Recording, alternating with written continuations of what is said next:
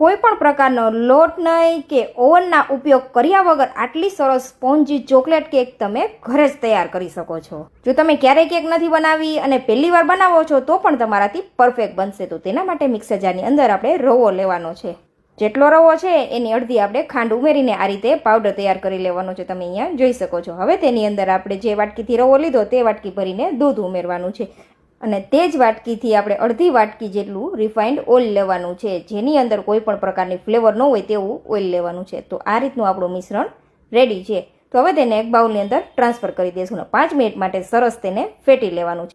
અત્યારે મિશ્રણ તમને થોડું ઢીલું લાગતું હશે, પણ આપણે તેને 10 થી 15 મિનિટ માટે રેસ્ટ આપીશું ને એટલે તમે જોઈ શકો છો અહીંયા સરસ એવું ઘટ થઈ ગયું છે. તો હવે તેની અંદર આપણે કોકો પાવડર ઉમેરવાનો છે. 2 ચમચી કોકો પાવડર અને 1 ચમચી આપણે કોફી પાવડર ઉમેરીશું. સાથે જ અહીંયા અડધી ચમચી જેટલું આપણે બેકિંગ પાવડર ને અડધી ચમચી બેકિંગ સોડા ઉમેરી દઈશું. ચપટી મીઠું ઉમેરવાનું છે.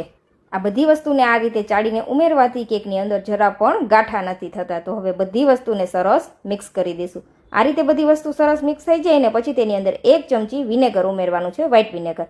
હવે વિનેગર ઉમેરી દઈને પછી ફટાફટ એક જ દિશામાં ફેરવવાનું છે, વિરુદ્ધ દિશામાં નહીં ફેરવવાનું. એક જ દિશામાં આ રીતે 2 મિનિટ માટે ફેટી લેવાનું, વધુ નથી ફેટવાનું. પછી કોઈ આ રીતે એક તપેલી લઈ લેવાની અથવા સોસપેન લઈ લેવાનું, તેની અંદર આપણું કેકનું બેટર ઉમેરી દેવાનું છે અને આ રીતે થપથપાવવાનું છે. ને રોટલી બનાવવા માટેનો તવો હોય તેને આપણે 10 મિનિટ માટે પ્રી હીટ કરી લીધો. હવે તે તપેલી છે તે આપણે તેની ઉપર રાખી દેશું અને મીડિયમ ફ્લેમ કરી દેશું ગેસની અને 10 થી 15 મિનિટ માટે આપણે તેને સ્ટીમ થવા દેશું. ઘણી વાર વધુ સમય પણ લાગી શકે છે. 20 મિનિટમાં આ કેક બનીને રેડી થઈ જશે.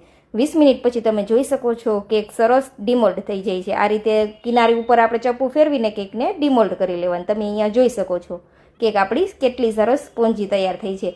હવે કેકના ઉપરનું લેયર તમારે કટ કરવું હોય તો કટ પણ કરી શકો છો અને આમનો પણ તમે કેક સર્વ કરી શકો છો.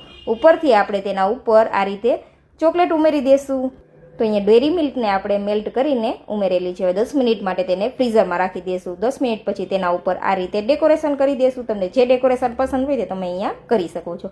તો આ કેક જોઈને કોઈ જ નહીં કહે કે આને તમે ઘરે બનાવેલી છે અને ટેસ્ટ પણ ખૂબ જ સરસ છે. તો જરૂરથી ટ્રાય કરજો. રેસીપી પસંદ આવે તો ફોલો કરજો.